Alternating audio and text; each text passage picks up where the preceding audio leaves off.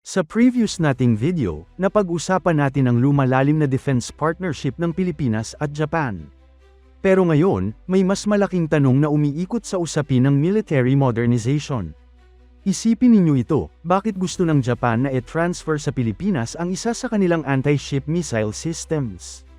At mas nakakagulat pa, bakit isang missile system na dekada na ang tanda ang gusto nilang ibigay? Luma na ba ito? O baka naman may mas malalim na dahilan? Kasi kung tutuusin, hindi basta-basta missile system ang pinag-uusapan natin dito. Ang usapan ngayon ay tungkol sa Type 88 anti-ship missile system ng Japan. Isang armas na pwedeng magbigay ng malaking pagbabago sa depensa ng Pilipinas lalo na sa gitna ng tumitinding tensyon sa ating rehiyon. Pero ang totoong tanong, ano ang mapapala ng Japan?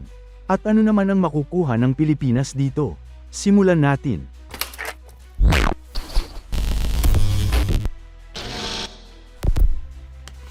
Sa kasalukuyan, sinusuportahan ng Max Defense Philippines ang posibilidad na makuha ng Armed Forces of the Philippines o AFP ang Type 88 anti-ship missile systems mula sa Japan.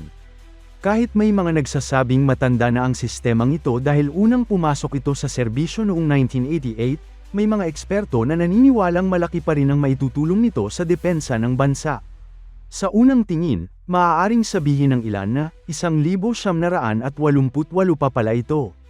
Bakit hindi na lang mas bagong missile ang kunin? Pero minsan sa military world, hindi lahat tungkol sa pagiging pinakabago. Ang mas mahalaga ay kung epektibo pa ba ito, compatible ba ito sa kasalukuyang systems, at kung sulit ba ang halaga nito.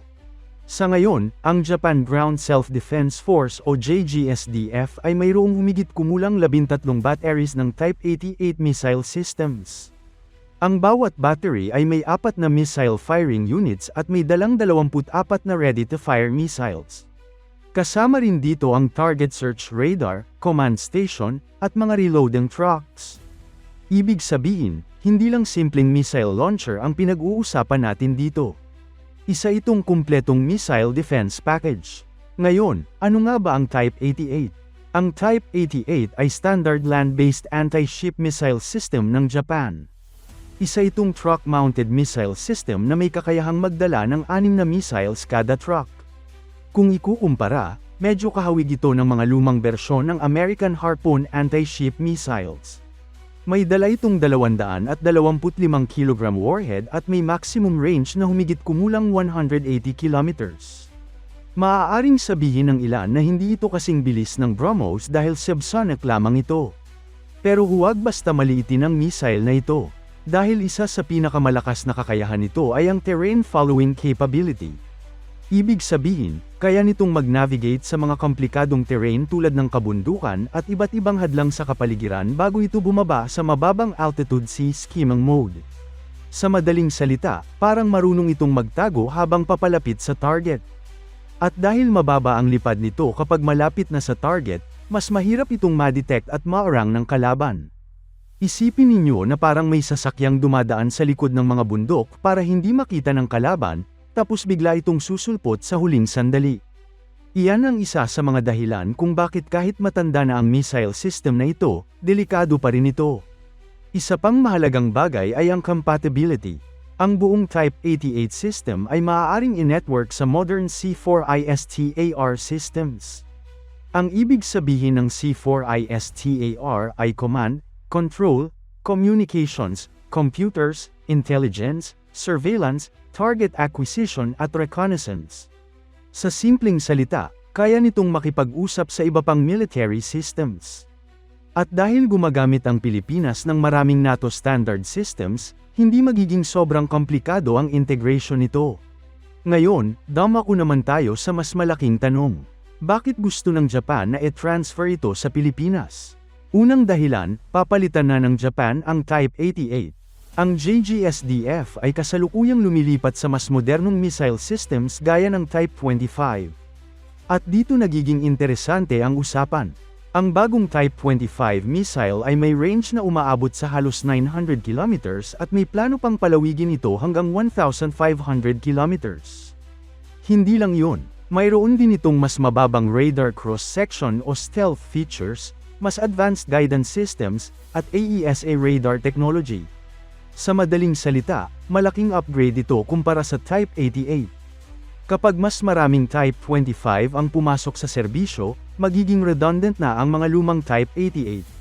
At dito pumapasok ang ikalawang dahilan. Noong nakaraan, mahigpit ang arms export restrictions ng Japan.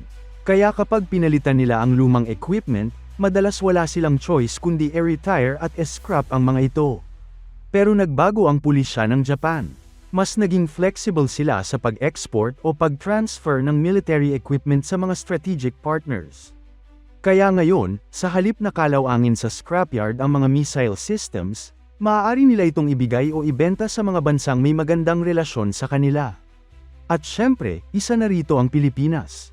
Pangatlong dahilan naman ay strategic partnership. Hindi lingid sa kaalaman ng marami na lumalakas ang ugnayan ng Pilipinas at Japan pagdating sa regional security. Parehong bansa ay may interes sa pagpapanatili ng stability sa Indo-Pacific region. Pareho rin silang may concerns sa mga nangyayaring tensyon sa karagatan. Kaya para sa Japan, mas makabuluhan na magamit pa ang mga missile systems sa isang partner country kaysa maging bakal sa junkyard. At ayon sa mga ulat, napatunayan pa rin ang pagiging epektibo ng Type 88 sa mga military exercises gaya ng balikatan. Ngayon naman, pag-usapan natin ang pinakamahalagang bahagi. Ano ang mapapala ng Pilipinas? Unang benepisyo, pagpapalakas ng A2/AD capability. Ang ibig sabihin ng A2/AD o Anti-Access Area Denial ay ang kakayahang pigilan o pahirapan ang pagpasok ng kalaban sa isang partikular na lugar. Sa ngayon, mayroon ng 3 batteries ng BrahMos missile system ang Pilipinas. Pero ayon sa Re-Horizon 3 plans, target ng AFP na magkaroon ng hindi bababa sa 9 na batteries ng shore-based anti-ship missile systems. At kung maidaragdag ang Type 88, malaking tulong ito para maabot ang target na yan. Pangalawang benepisyo ay strategic deployment. Mas mabagal at mas maiksi ang range ng Type 88 kumpara sa BrahMos. Pero hindi ibig sabihin na wala itong silbi. Sa katunayan, maaari itong maging napakagandang depensa sa Northern Luzon Corridor. Lalo na sa paligid ng Luzon Strait at Bashi Channel. Napakahalaga ng lugar na ito dahil isa itong strategic maritime route.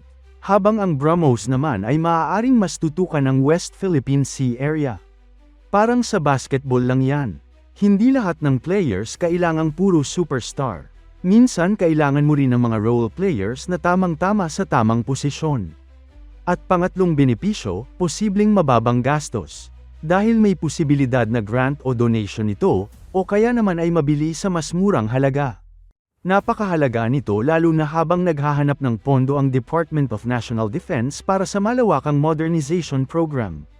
Kung makakakuha ang AFP ng dagdag na missile capability nang hindi gumagastos ng sobrang laki, malaking tulong yun. Sa huli, wala pa ring opisyal na kumpirmasyon mula sa Japan at Pilipinas tungkol sa planong ito.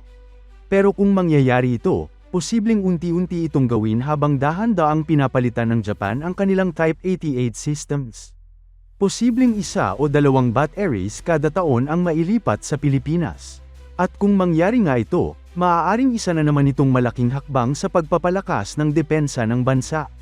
Kaya ngayon, kayo naman ang tatanungin ko.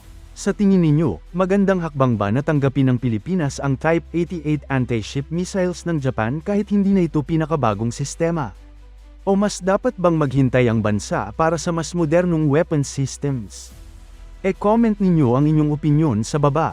At kung gusto ninyo ng mga updates tungkol sa Philippine Defense, military modernization, at mga bagong development sa Indo-Pacific region, huwag kalimutang mag-like, subscribe, at pindutin ang notification bell para lagi kayong updated sa susunod nating mga videos.